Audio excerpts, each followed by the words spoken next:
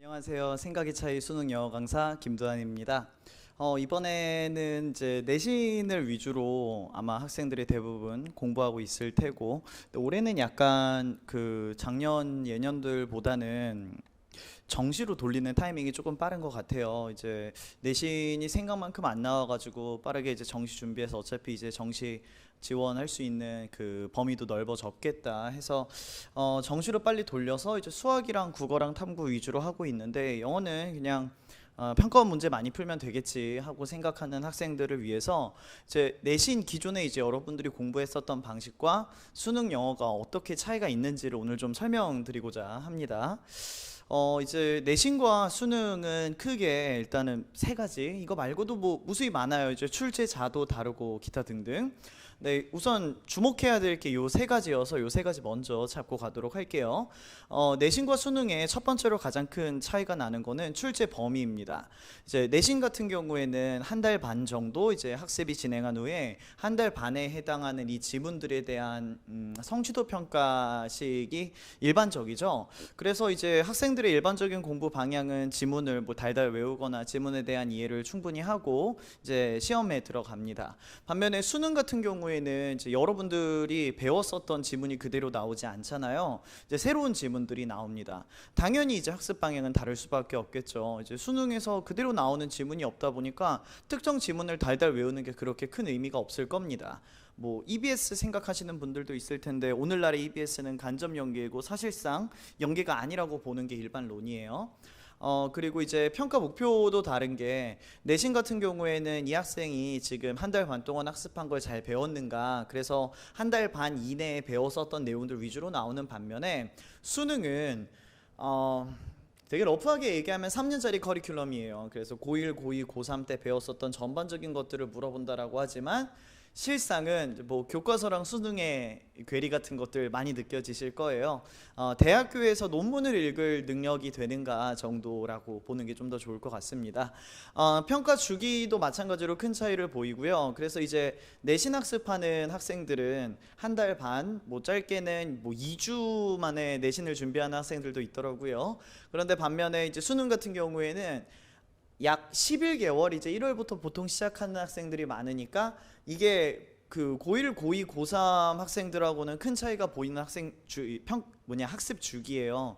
이제 그 수능의 실질적인 경쟁자는 여러분들 옆에 있는 학생들이라기보다는 N수생이에요. 그래서 N수생들의 평가 주기는 약 11개월 정도다. 그래서 이런 것들을 판단했었을 때 학습 방향이 다를 수밖에 없죠.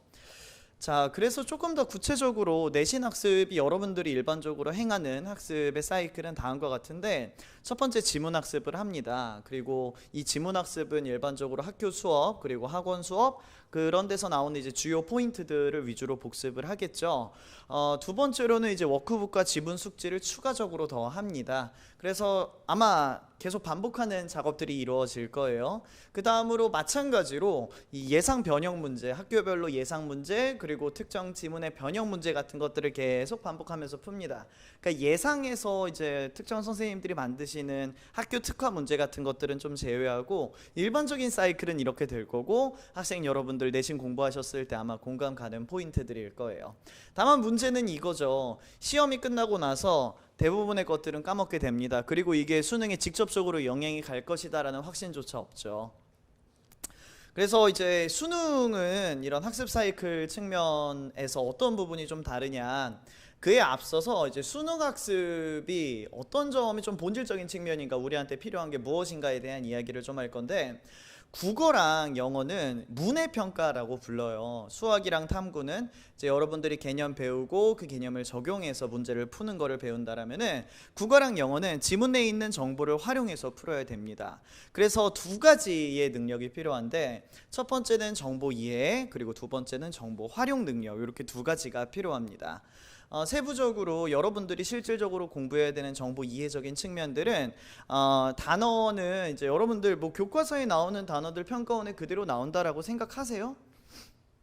아마 아닐 겁니다. 이제 평가원은 글의 색채가 많이 다르고 유형이 많이 다르고 형식이 많이 다르고 내용이 많이 달라요. 여러분이 배웠던 거랑은.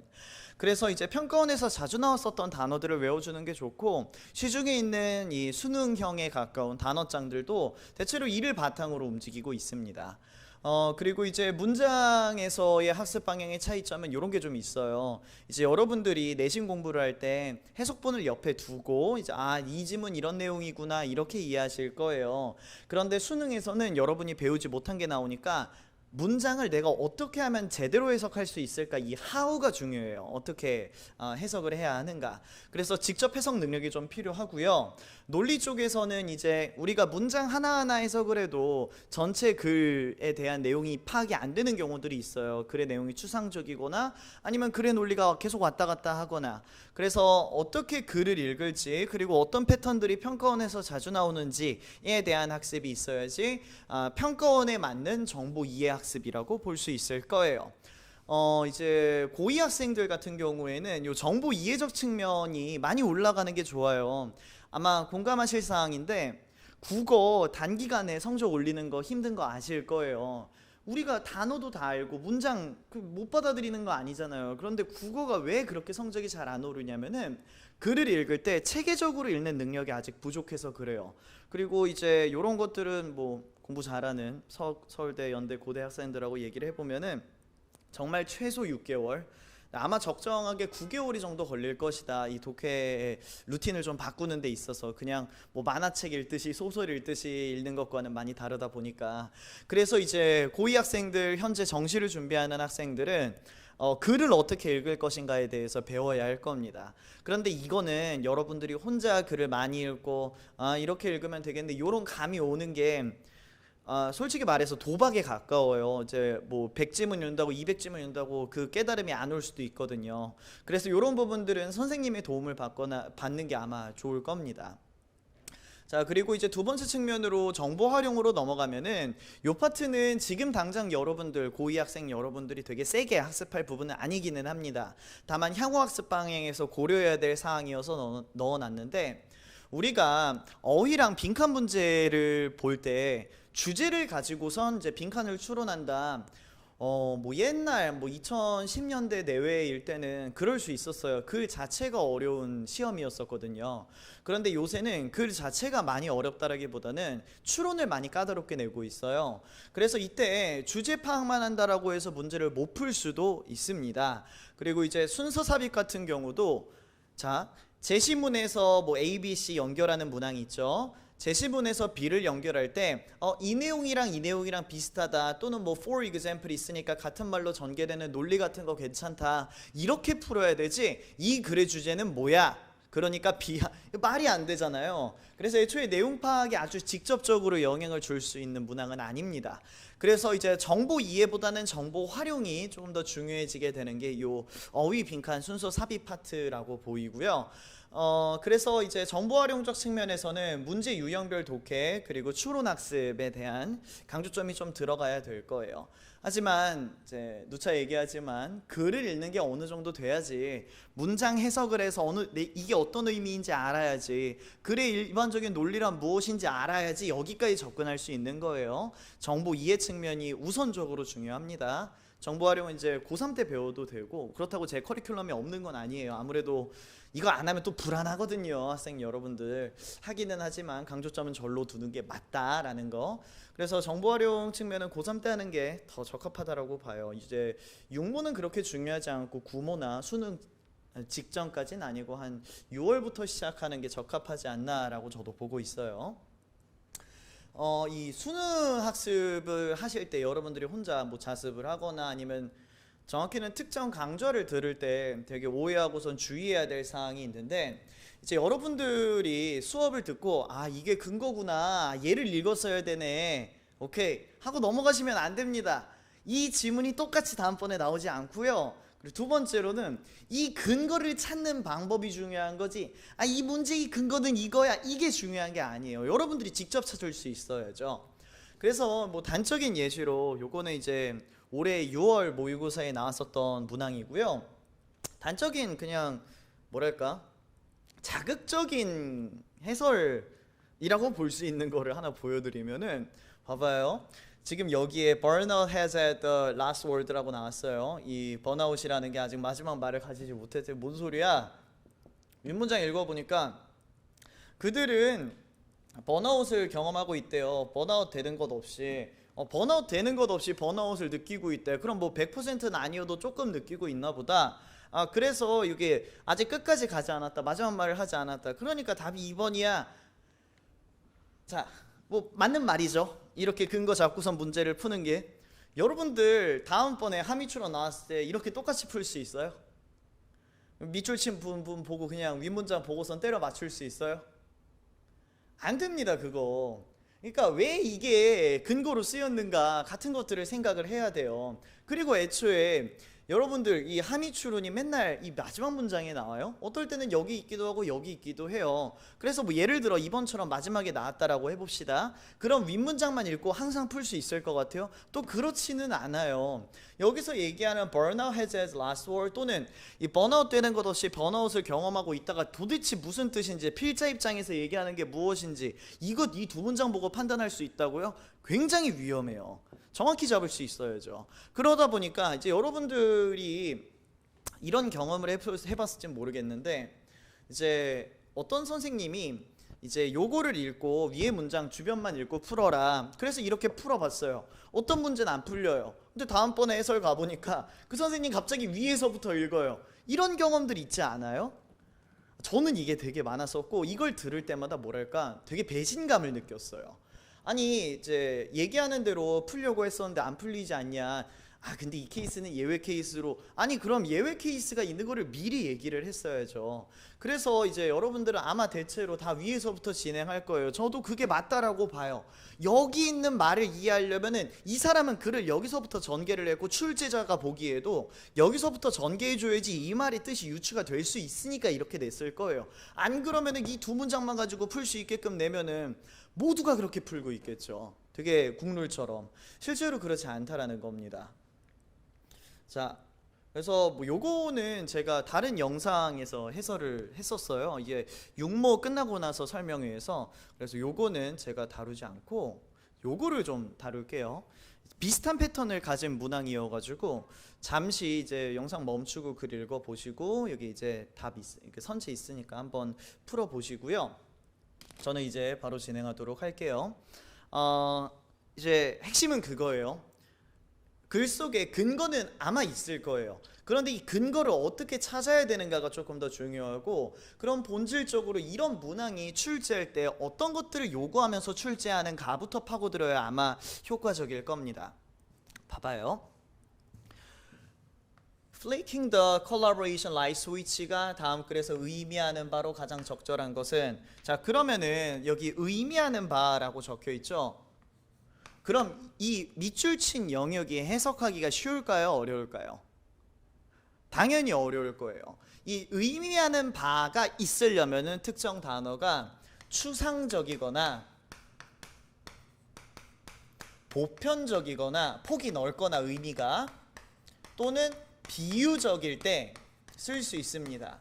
그래서 이제 요 유형을 많은 선생님들이 이 함의추론이라고 부르는데, 함의 이제 함축하고 있는 의미가 있다라는 소리여서 이제 그렇게 불러요.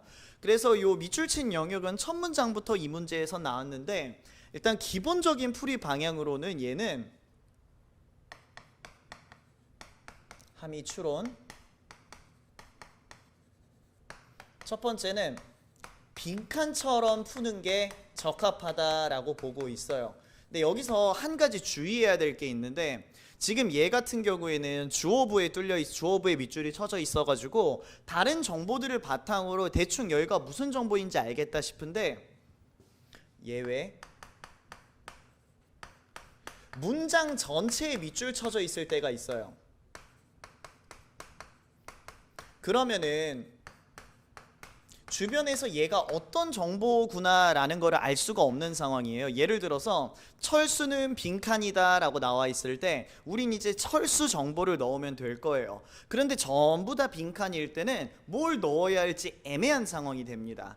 그래서 이 문장 전체에 밑줄 쳐져 있을 때는 저 파트를 어느 정도 해석을 하는 게 좋을 거고요. 만약에 이제 빈칸 추론 접근했는데 근거가 부족한 상황이다. 그때 의미 파악을 해보려고 해야 돼요. 저 밑줄 친 영역을. 그런데 이 문항이 난이도가 높았어요. 오답률이 68.7%에 이 정도면 준킬러에 속해요. Flicking the collaboration light switch. 이 flicking이라는 게 껐다 켰다 하는 거예요. 껐다 켰다, 껐다 켰다, 껐다 켰다. 깜빡이는 거를 뜻합니다. 그러면은 협력 스위치를 껐다 켰다 한다라는 거는 킨다라는 건지 끈다라는 건지 자율적으로 하라는 건지 뭐 이제 들어갔다 나왔다 들어갔다 나왔다라고 하는 건지 애매하단 말이에요. 그래서 이제 하미추로는 기본적으로는 처음에는 그렇게 접근하지 않았으면 좋겠어요. 오히려 독해에 지장이 생길 거라서 얘를 해석하려고 하면은 그래서 요거를 그냥 뭐 A라고 둡시다. A는 is something that leaders are uniquely positioned to do. 리더가 독특하게 하기로 되어 있는 것이다. 그러면 이제부터 우리가 글을 읽을 때 누굴 찾아야 돼요? 리더가 하기로 되어 있는 것을 찾아야겠죠.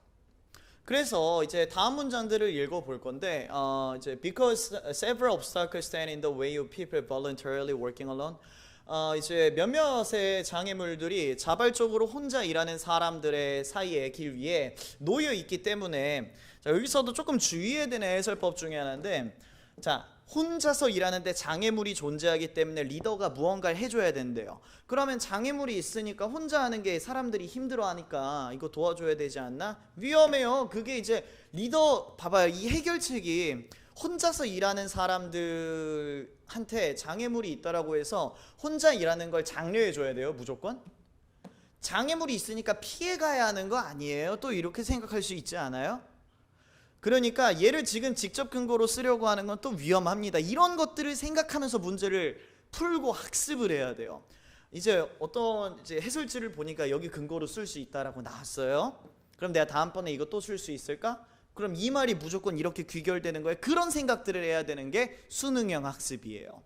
how가 되게 중요해요. 이거 어떻게 해야 되는? 이거 이렇게 할 수 있는 건가? 고민은 계속 해줘야 됩니다. 자 다시 돌아와서 우린 리더가 뭔가를 뭘 해야 되는 거 그걸 찾아야 돼요. For one thing, 자 이런 것들은 논리 수업에서 좀 배워줘야 되는 건데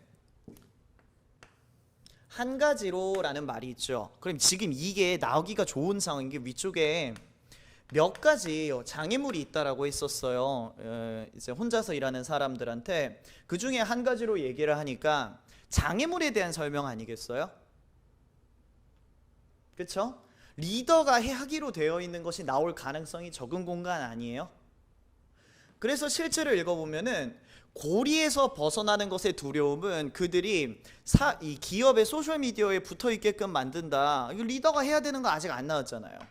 그래서 이런 부분들을 이제 우리 수업에서는 제 수업에서는 별도의 기호 표시를 하지만 간단하게 이제 이걸 처음 듣는 사람들이 있을 거라서 이런 부분들이 글 속의 배경이에요. 이런 것들도 이제 논리 배우면서 좀 연습을 할 부분이에요. 그래서 이제 첫 번째 문장에 저 밑줄 친 부분 추론하려고 하는데 아직 리더가 해야 될 게 안 나왔네. 넘어가야 돼요. 그러니까 다음번 시험에서 저와 같이 필자가 문제에서 요구하는 정보가 아닐 때는 배경 처리하고 빠르게 넘어가야지 문제 푸는 시간 확보가 될 거예요. 그럼 이 기준은 뭐다? 이렇게 어떤 정보가 요구되는 거 이런 걸 이제 타겟팅이라고 불러요. 이런 타겟팅이 잘 돼야 돼요. 자, 그 다음 문장에서도 한 번 더 나오죠. For another, 다른 걸로. 그럼 마찬가지로 이 obstacle을 설명을 해줄 거예요. 그래서 넘어가지 않습니다. 요 사이에 있는 것도 제가 해석을 안 했지만 똑같았어요. 그 다음 It's risky to go off their own to try something new that will probably not be successful right from the start. 위험하다. 혼자 나가서 뭔가 새로 시도하는 것은 이제 처음부터 그렇게 성공적이지 않을 리더가 해야 될 게 안 나오잖아요. 지금 여기까지 전부 다 글 속의 배경으로 들어가고 있는 거예요. 우리한테 필요한 건 뭐? 리더가 해야 되는 거. 그 다음 문장 But even if 자 요것도 이제 수업에서 배울 것 중에 하나인데 even if가 데려오는 문장을 어떻게 해석하더라도 even if 접속사가 데려온 문장의 끝자락은 할지라도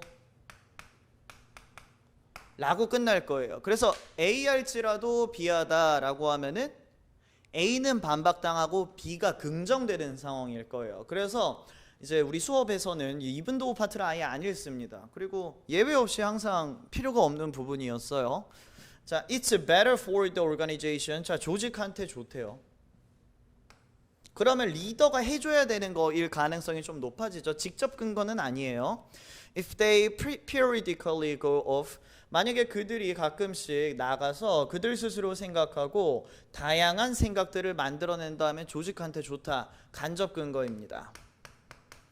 일단 조직한테 좋은 상황은 뭐야? 사람들이 혼자 나가서 다양한 생각 만드는 거야. 그래서 혼자 생각하기, 이런 것들을 혼자 생각을 장려해주기, 이런 것들은 가능할 수는 있겠죠. 아주 뭐 그렇다고 해서 리더가 꼭 해야 된다 그런 어감은 없고. 조금 더 읽어봅시다. 그러므로 it becomes the leader's job, 리더의 역할이 될 수 있다. to create condition, 상황을 만들어주는 게. 자, 반응해야죠. 리더의 일이다. 그럼 요 뒤에 있는 게 flanking the collaboration switch겠네요. 뭐 여기까지 잡아볼게요. 자, 조건 또는 상황을 만들어주는 게 리더의 일이래요. 전체한테 좋은 by enforcing intermittent, 간헐적인 상호작용. 간헐적인 여기 있었죠. 간헐적인 상호작용을 시행함으로써 전체한테 좋은. 근데 이제 요 문제가 나왔을 때 아이들의 단어 문해력 얘기가 또 나왔었는데, 이 간헐적이라고 하면은 이제 가끔씩 하는 거예요. 그래서 얘는 빈도가 적음을 뜻하는 애를 뜻해요. 그래서 이 간헐적이라는 거를 몰랐던 사람한테 이 문제를 못 푸냐, 그렇진 않고 적어도 이쪽 가지고 풀 수 있기는 했었어요. 그나마 현실적으로. 네, 얘를 아는 게 가장 좋긴 했죠. 그렇다고 이런 걸 국어사전이라도 줄 수는 없는 상황이라서, 그래서 이 수업에서는 최대한 현실적인 문제풀이를 이걸 몰랐던 사람들한테도 단서를 마련해 주는 걸 저 목표로 삼고 있습니다. 그래서 여기서 얘기했던 뭐가 답이 돼야 돼요? 상황을 만들어 주어라. 컨디션. 어떤 컨디션? 전체한테 좋은 모함으로써 상호작용의 빈도를 줄임으로써. 그래서 답이 몇 번이에요? 사람들 혼자 일하게 해줘야 돼요.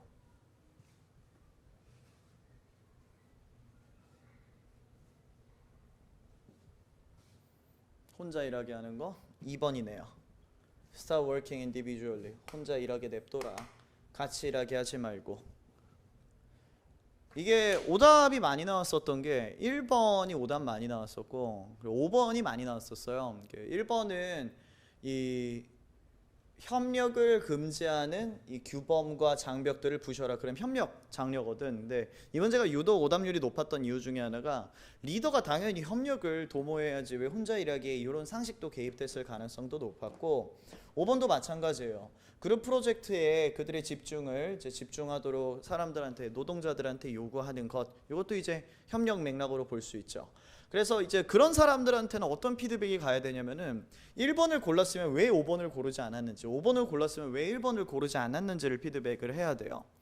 자, 지금 이렇게 제가 간단하게 문제풀이를 하면서 정말 많이 쓴 얘기가 뭐냐면은 피드백이라는 말이에요.